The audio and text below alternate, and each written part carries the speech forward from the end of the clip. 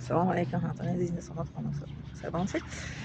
بعد همین خواهر روز چند سال از سال 2010 با من شناسه تا 2026 16 سال شد ما با هم دوستی بودیم. و این خواهر روز با من دوست کرده و یک روز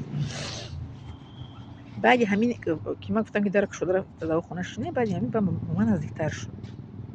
در چیز ما در اومده در بواری با من یک روز خونه ما اومد. در خانه ما یه خواهر مسلمانی مثل یعنی خیتر میکردگی نشستگی بود. تا مثال میارم یعنی میفهمید مدام میگه که گپ در جوش گپ زن مثل شما برای خواهری نمیخواد مسلمانی با نام مسلمان چیست بود.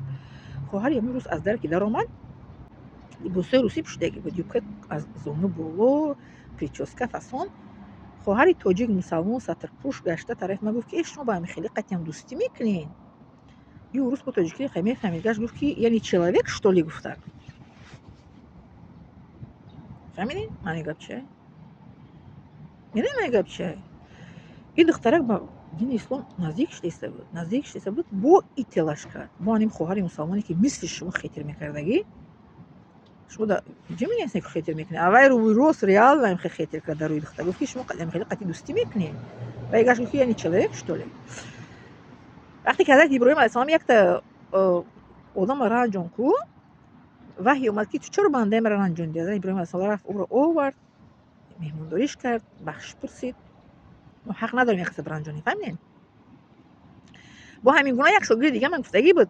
یک روز دیگه با همین خواهری عرض قطعی پیش یک دوزنده لباس دوزندگی داده بودم و من دخترم چیزا معقول رفتم لباس ما از دوزنده گفتنی و شاگردم دیده گفت که معلمه شما همین خیلی یا قطعی دوستی میکنین چه خیلی قطعی اونو خیلی اکو ای شما فکر کردی که معلومات من خیلی سطر میشه حجاب میپوشه خیلی قطعی ما دوستی نمیکنن.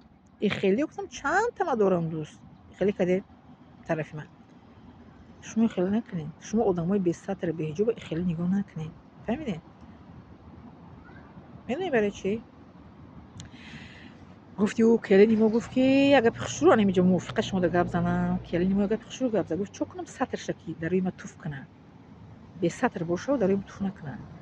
یک کلی خشمو کلان خشمو کلان کرد اما کل نشد چه میرنجونه شد. بعد مادر میسو آورد که چون کنم سطر شکی در روی ما توف کرد بی سطر میبوده در روی ما توف نمیکرد. فهمیدین؟ یک سطر دورا هستن ما دیدگیم نقاب دورا کارو کردگان حجاب دورا که به سطر به حجاب کارو نمیکنن. فهمیدین؟ گپ در سطر حجاب نیسته. گپ در آن است که انسان چقدر با خداوند رابطه دارد و از خداوند چقدر میترسد چقدر رابطه دارد. فهمیدین؟ هست به سطر که آن قدر در راه راست است که با سطر دور هم در راه راست نیسته. فهمیدین؟ هست سطر دوری که بود در راه راست که نقاب دوری که روش محکم میکنه در راه راست نیسته.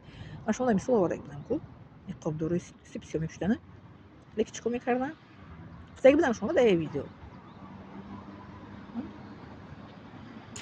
کاری خوب میکردن. برای همین میگه یک شعری بزرگوار که در صورت چیزی آدمی نیست انسان در صورت نیست انسان در سیرت.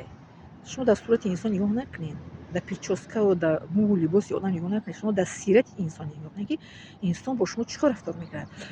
همون معلمه که رفت چی دارد تو ویدیو دارد من در اون معلمه وای هستم تماشا میکنم پاتیسکا دیگه معلمه گنده به سووده سنگش نزنین پدرش کنین. معلمه دختره که خوشروه خانه خوب گپ میزنه. فهمیدین؟ روانشناسا هم سنگ نزنین.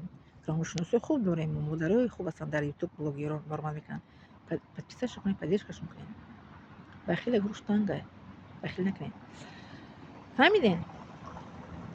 بعد این دختر همین خیلی وای شد وقتی که خیلی گفتن دختر یورو ساکن من میسو وارم با اتیم من بریم نریم دختره که روز همین خیلی شو بوده من خیلی کردن شکو با وای شد اتل کوچ کردن با قفا زدن شد دختره که همین خیلی 4 سال دخترک میره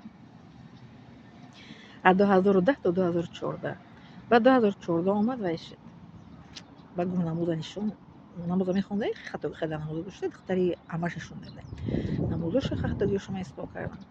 بعد حجاب سطر پوشید برای من خیلی بگیم سطر پوشیده. فهمیدین؟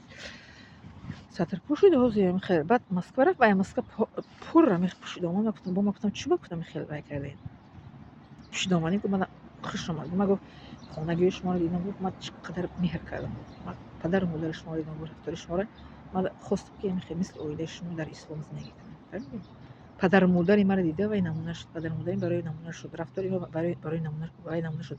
Лекин рафтори дигар одамҳо чӣ кор карданд? Вай хати ҳела заданд. Лекин вай гуфт ки баъд вақте ки ҳамун духтаракам хелиш гуфт ки шумо хеле қати гап мезанед, ва вай гуфт ки яъне человек что ли? Ба вай тарафи ман медонед чӣ гуфтам он рӯз? Гуфт ки моли не, ман гуфт ман намехоҳам дар бораи ислом гап занам. Вай гуфт ки оли ман фикр мекунам, гуфт ман омадам ки барои сатр гап занам. Не, гуфт моли ман фикр мекунам, гуфт ман намехоҳам моли сатр пӯшам, намехоҳам ҳиҷоб пӯшам. фаҳмидед? Амрӯз омадааст ки бо мо маслиҳат кунад ки ми тоҷик занаки ҳиҷобдор сатрдоре ки ба ном мусалмону ба амал не мисли шумо хетр мекардагиё, хетр кардид духтарака, бо чанд қайдига тила карди раи ислом. Фаҳмидед? Миннатдорам аз шумо. Лайк, подписаться фаромӯш накунед.